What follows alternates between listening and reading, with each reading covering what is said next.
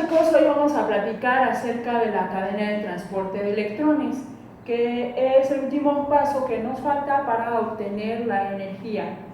Y recordemos que en la glucólisis pues nada más obtuvimos 2 ATPs netos, que es muy poquito. En el ciclo de Krebs y la entrada del ciclo de Krebs no obtuvimos nada.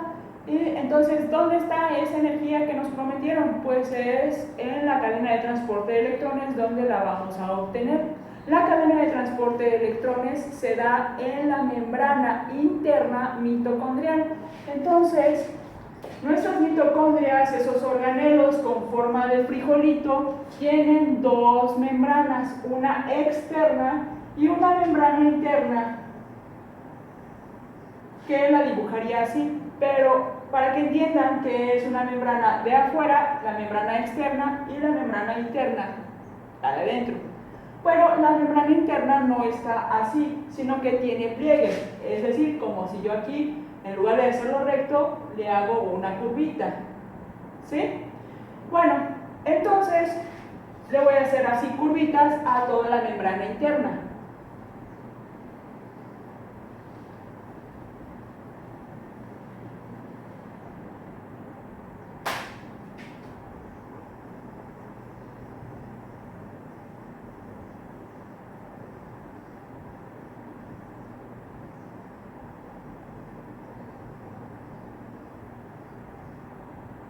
Y ya, así me queda la membrana interna. A estos pliegues se les llaman crestas y nos sirven para aumentar la superficie que tiene la mitocondria para trabajar. Imaginen lo siguiente, imaginen que hacen una línea recta y ahora imaginen que la hacen curva. En el mismo espacio la hacen curva. Es obvio que si esta la estiramos, va a ser más larga que esta. Entonces, eso aumentó la superficie de la mitocondria. Es decir, en un pedazo muy pequeño puedo tener una gran capacidad para hacer muchas reacciones.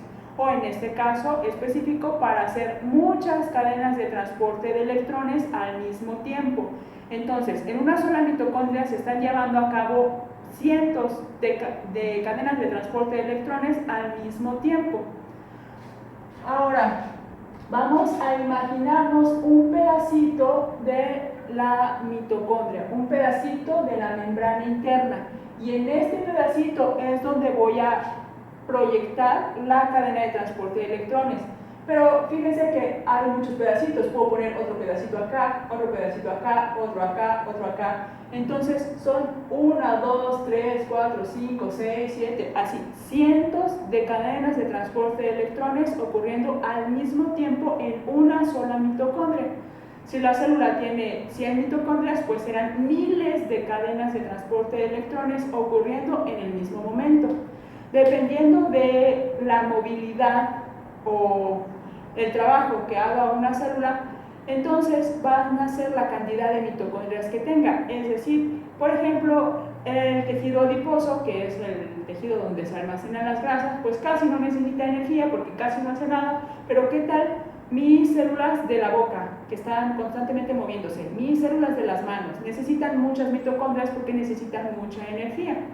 Bueno, entonces por fin les voy a enseñar el esquema de la cadena de transporte de electrones. Recordemos que lo que vamos a ver está ocurriendo en un pedacito así de la mitocondria.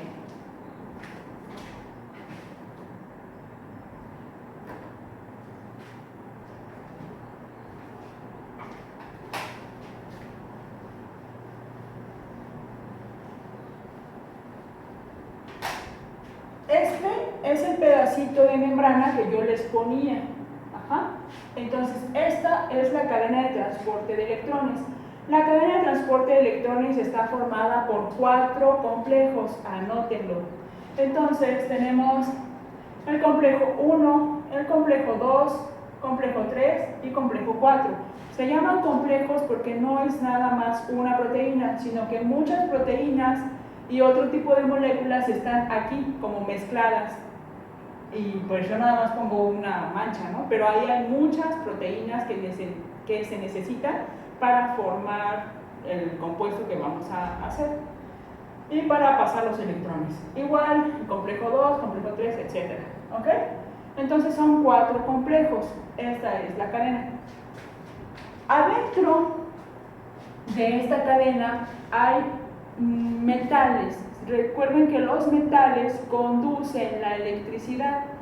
Y esto se llama cadena de transporte de electrones. Los electrones son los que transportan la electricidad, por eso se llama electricidad, por electrones.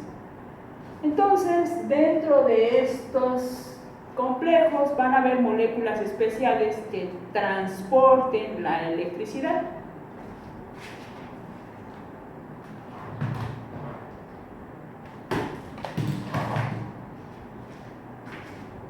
Estos se llaman citocromos.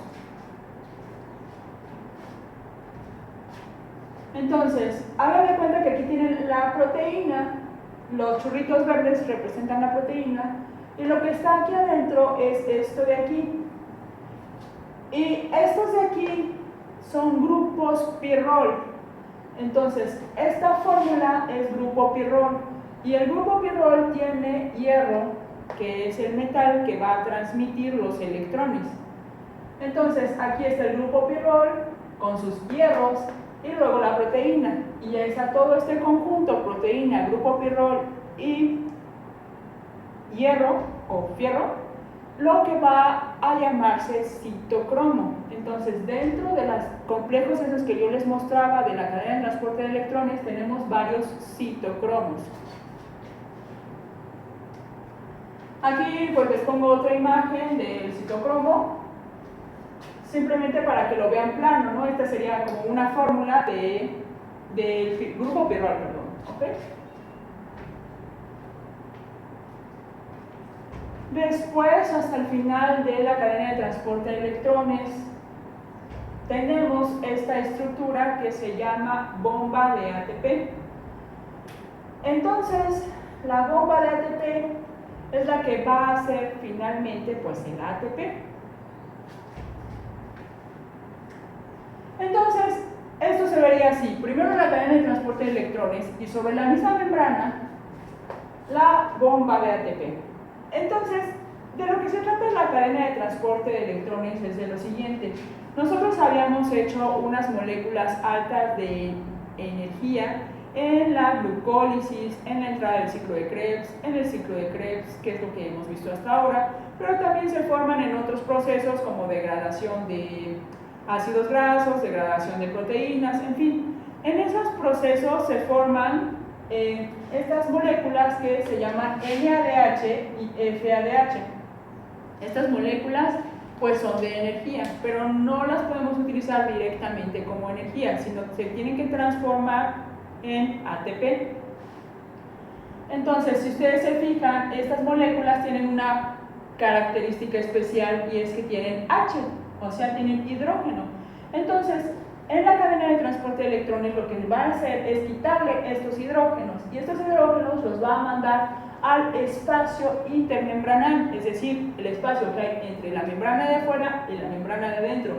Y esto es como acumular energía, acumular energía, acumular energía.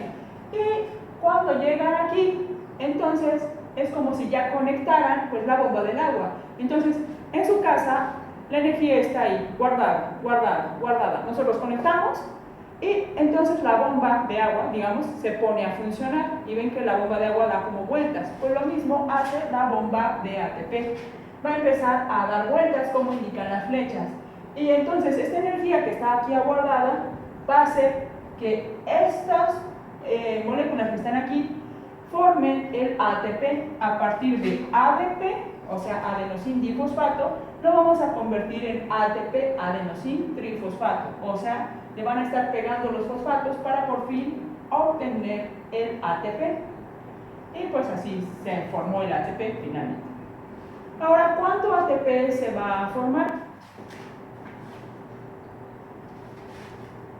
Resulta que tenemos diferentes potenciales.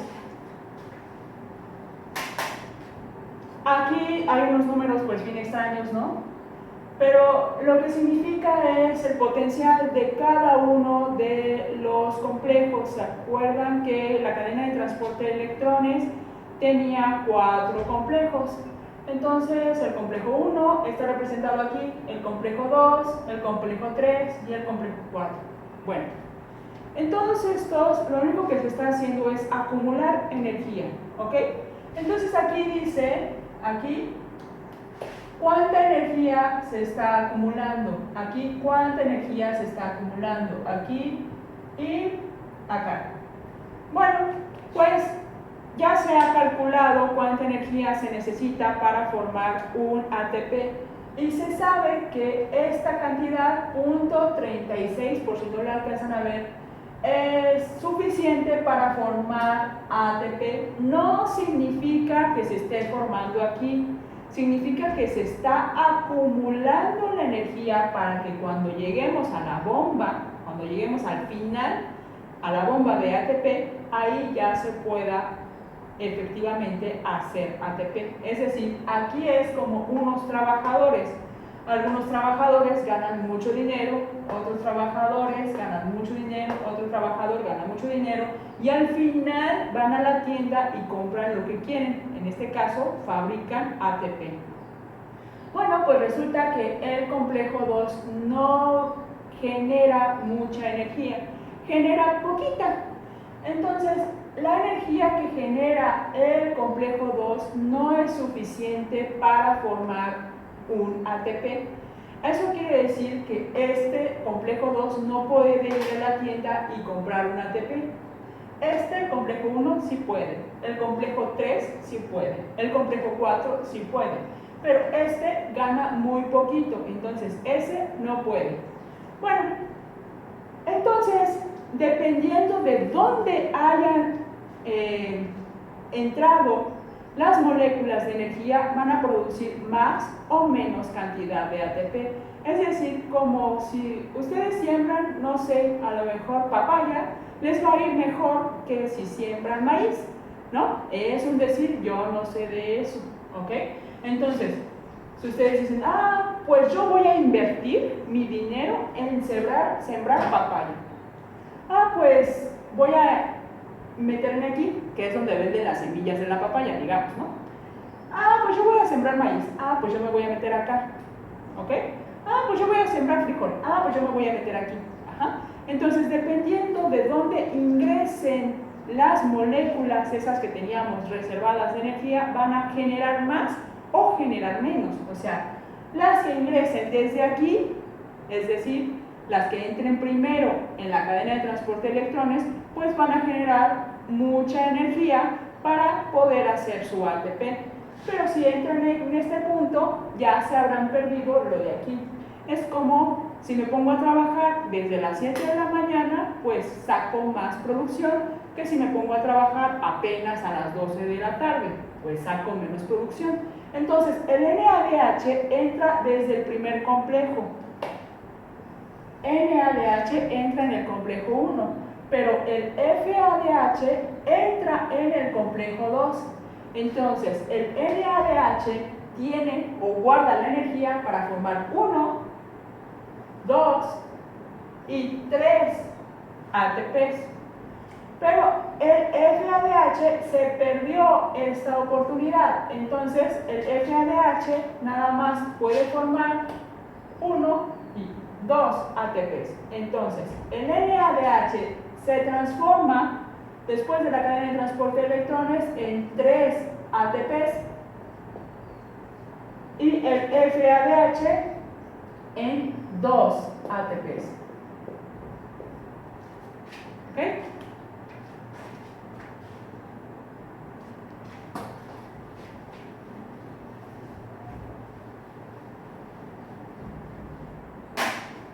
Bueno, vamos a hacer una cuenta rápida de los ATPs que se obtienen a partir de la glucólisis.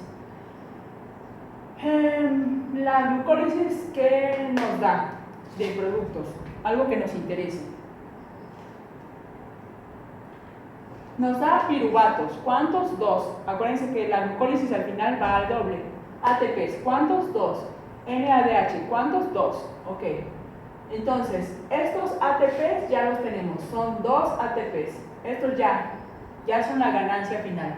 Luego nos vamos a la entrada del ciclo de Krebs. En la entrada del ciclo de Krebs pues vamos a obtener un NADH, pero como viene por 2, pues 2 NADH.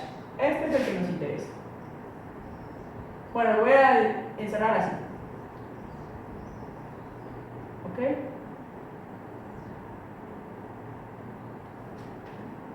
Bueno, en el ciclo de Krebs, ¿cuántos NADH obtuvimos? 3. ¿Cuántos FADH? 1. ¿Pero por 2? Pues entonces 3 por 2, 6. Y 1 por 2, 2. Ok. Entonces, 3 por 2, 6. ¿Cuántos FADH? 1 por 2, pues 2. ¿Cómo lo encierro? Con un rectángulo rojo, ¿ok? Además obtuvimos un GTP, pero por 2, 2. Entonces, así. Este GTP ya es como ATP, son igual nucleótidos. El ATP es nucleótido, el GTP es nucleótido. El ATP es adenosin trifosfato, el GTP es guanosin trifosfato. Entonces ese ya no lo tengo que transformar, ese ya directamente sí es como energía, es como ATP. Bueno, entonces ya tenemos todo lo que pudimos obtener de la degradación de la glucosa. Ahora lo que voy a hacer es multiplicar estos por lo que vimos en la cadena de transporte de electrones. El NADH entraba en el primer complejo, por lo que podía formar 3 ATPs. Entonces esto es por 3 ATPs. Por 3 ATPs. Por 3 ATPs. El FADH entraba en el segundo complejo. Entonces dijimos que se había perdido el primer complejo y su primera oportunidad de formar ATP. Entonces nada más forma 2 ATPs. Entonces este es por 2. Entonces yo hago estas multiplicaciones. 2 por 3, 6. 2 por 3, 6. 6 por 3, 18. 2 por 2, 4. Y luego lo sumo. Y después también voy a sumarle este ATP que ya salió directamente y este GTP que ya salió directamente. Y eso me da lugar a todo esto. O sea, miren, si yo sumo 2 más 2, 4 más 6, 10. 10. Luego 2 GTP, que son estos. 2 ATP, que son estos de aquí. Y 2 FADH, que son estos de aquí. Luego, los ATPs directos. El GTP directo. El NADH por 3. El FADH por 4. Y esa es la cuenta que nos sale al final. Entonces, pues ya son 38. ¿Ok? Entonces, de una sola molécula de glucosa se obtienen 38 ATPs. Ahora tienen que tener cuidado porque, repito 1000 veces, al final de la glucólisis se obtienen las cosas al doble. Pero dependiendo de la molécula de la que estemos hablando, puede ser que nada más se obtenga un piruvato, o sea, un ATP, no sé, un NADH, etc. Y si es, por ejemplo, un ácido graso, se van a obtener 14 o 15. Eso depende de la molécula, ¿ok? Ahorita estamos hablando de la glucosa, en lo que todo va al doble. O sea, aquí ya se contó, ya fue al doble, ¿ok? Ya lo tomamos en cuenta. Bueno, pues esa fue la cadena de transporte de electrones. A la cadena de transporte de electrones también se le puede llamar cascada de transporte de electrones, cascada de electrones, cadena de electrones, ¿ok? Pues es todo.